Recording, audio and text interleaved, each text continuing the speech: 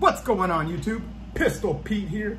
Today I'm doing a little video response to Donnie B all day when he was talking about the little short tang inside the Rambo knives. Actually the ones we're talking about is going to be the Rambo 1 and Rambo 2 that have the hollow handles that, you know, have little stuff inside of them. Donnie was saying that you know, Hollywood Collectibles and Lyle, they do it a little better than a lot of the ones back in the 80s, you know, that had the way they do it is they usually either have them screwed in or they have these little like a prong. And what Donnie was saying is what you can do to make them stronger, so less chance of the blade falling out of the little hollow tube, or chance of it coming loose, the guard coming loose, is to throw epoxy inside the hollow handle at the bottom there. And you can either fill it all the way up and tighten it, or you can put just a little bit just to secure at the bottom to make it, reinforce it, to make it like strong, like cement down there. But if you have one of the better ones, you don't have to do it. I mean, you still could do it to reinforce it, but he was saying like, which I'd have to agree with, majority of the ones in the 80s were junk. Like they had either little tiny tack welds in there, or they had those two little prongs that they pushed out, and just junk, and even me growing up, loving Rambo when I was younger, like, most of the knife community guys, if you're a knife guy, you like Rambo and all the knives that they put out with that. And as a kid, I used to go to the swap meet and get those little cheap ones. I don't know if you guys remember those little ones that had the little ball compass on top, like a little ball one. And I mean, they're super cheap. I had about 10 of those things, man. Broke those freaking things all the time. But I do have one from the 80s that is built really, really well. It's the only one that I've ever had that lasted the test of time. I was born in the early 80s, and this knife came out maybe late 80s to early 90s, and it has been an absolute beast. This one right here, and this is this original sheath and everything. That's how good it is. It lasted that long.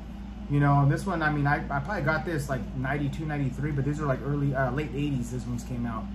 And I'm gonna show you real quick. I'm gonna stop this video and show you real quick how the tang is right here. I don't have a little flashlight to look at now. I have a big one. You're not gonna be able to see it really good. So I was able to get a picture in here to show you how this kind of goes together in here, and then we'll come right back.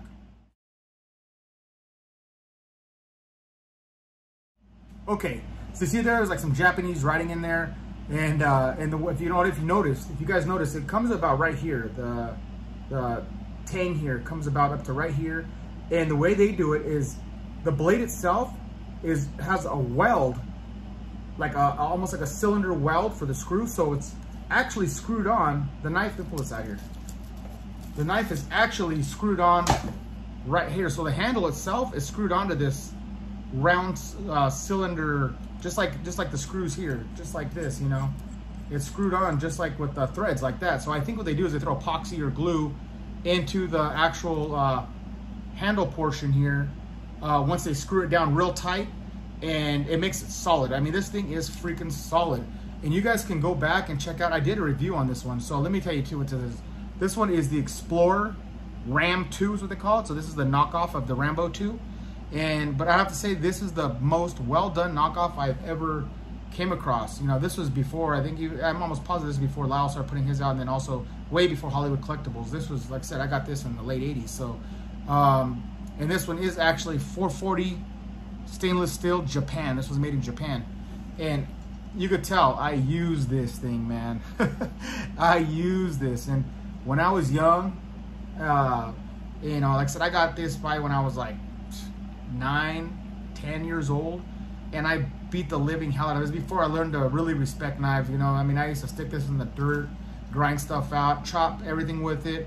I mean, as a kid, I remember even trying to break this. I used to throw this at trees and try to stick it into trees, and not knowing how this would last like a durable, but it made it through the test of time. I mean, this thing, nothing is absolutely loose.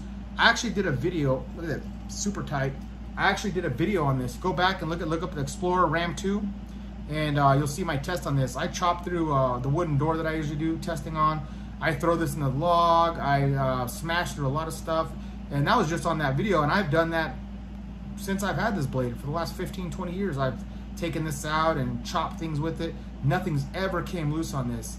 And I'd have to say that it has something to do with the way they built this, This one here, the blade itself held up really well for, you know, just throw a sharpening stone on it and get it back to razor sharp, and even the saw back works good. But for a knockoff Rambo from the 80s, this is one that actually was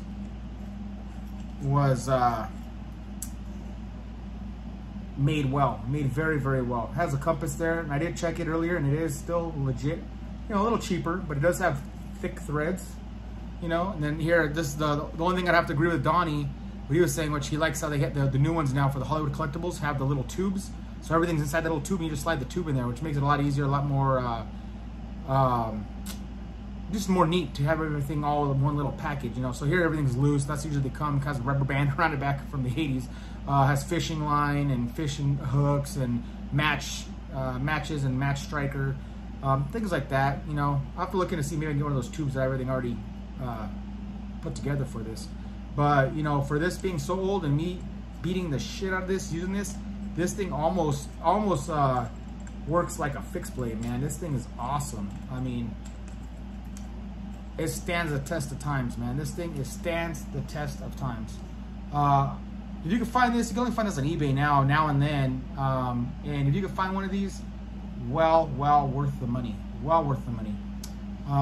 So yeah, it's just a real quick video. I just wanted to do something to show how this one was from the 80s, because, you know, Donnie, go check out his, what he did. I think it was just the very last video he did on showing how the tangs are, and his was the Hollywood collectible version.